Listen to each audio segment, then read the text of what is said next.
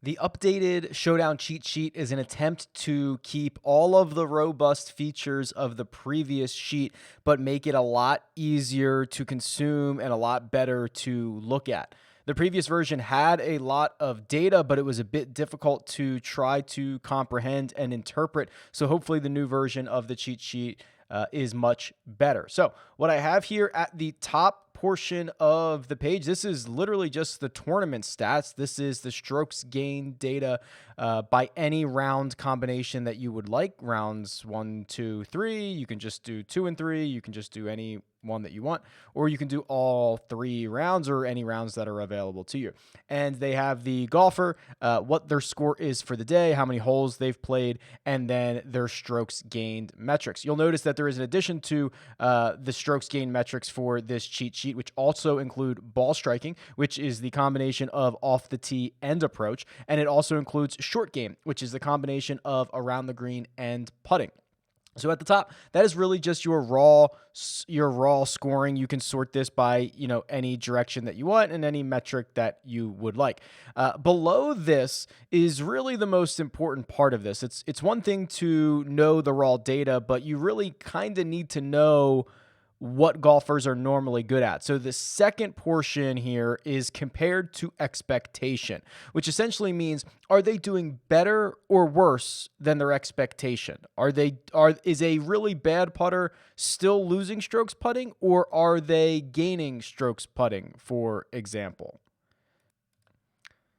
And the reason why we need to do this is, for someone like Hideki Matsuyama, who is historically a poor putter, if he loses strokes putting, it's not noteworthy. But if he loses less than normal, that is noteworthy, even though he continues to lose. So you need to be able to compare it to each golfer's baseline. So what these numbers do are essentially take what they are doing in the current tournament and say, is that above or below their baseline? So for example, Min Woo Lee, a 2.0 underneath strokes gained off the tee, is saying that he is 2 strokes over his expectation off of the tee.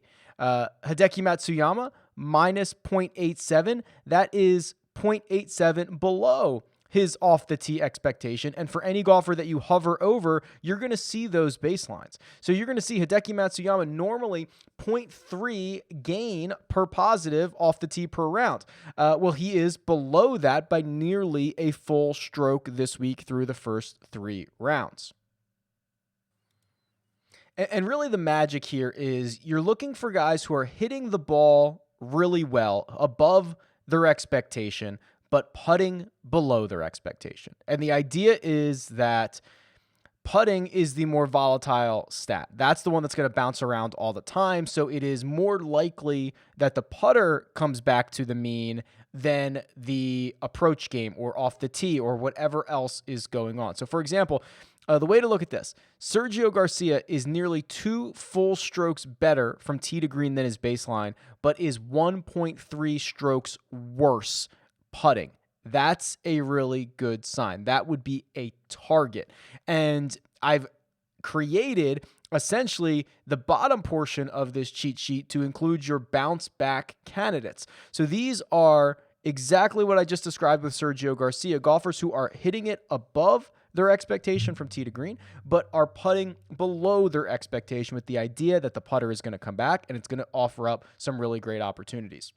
This BB column, it's essentially a bounce back score. So all I'm doing is I'm taking how much ahead of their own strokes gained tee to green expectation are they, or what are they doing in this tournament? And then how far below their putting expectation are they to create a score? So Sergio Garcia gaining 3.17 from tee to green on average during this week, but he is a half a stroke behind per round. So add those up, or subtract 1, but subtract a negative, it ends up being an addition. And his BB score, his bounce back score, is 3.67. So of all the golfers who are in the field, who, if they continue to hit the ball tee to green and everyone goes back to their putting baseline, Sergio Garcia is in the best spot. That's really the way to look at this. And then Will Zalatoris, Laurie Cantor, Webb Simpson, Dustin Johnson, etc.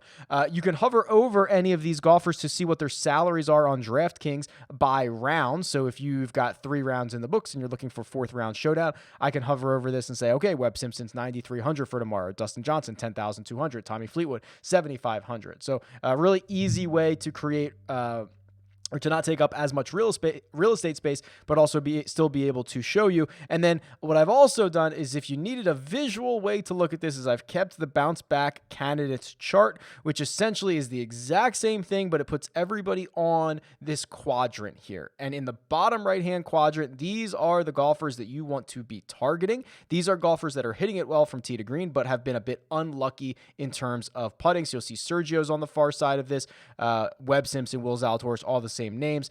Above that, these are guys who are hitting it well from tee to green, but they're putting over their expectations. So we would expect their putting to come down a little bit, but they're still hitting it well. So that is the second best option. The next one would be they're hitting it poorly and they're getting unlucky putting. So the idea is the putting will regress back to the mean, or progress back to the mean, but they're still hitting it poorly. So that's the 3rd out of 4th option. And then the worst one, the one you really don't want to touch all that much, would be bad tee to green and they're lucky putting. So they're not hitting it well and they're over performing their own baseline, which we expect to come back. So it would be a bit of a concern. This tool, much easier to consume. The data is, I think, presented in a much better fashion. It's just as powerful as ever, and it's more user-friendly. So I think this checks off all the boxes for Showdown and making round-by-round bets and all that good stuff. So I hope you enjoy.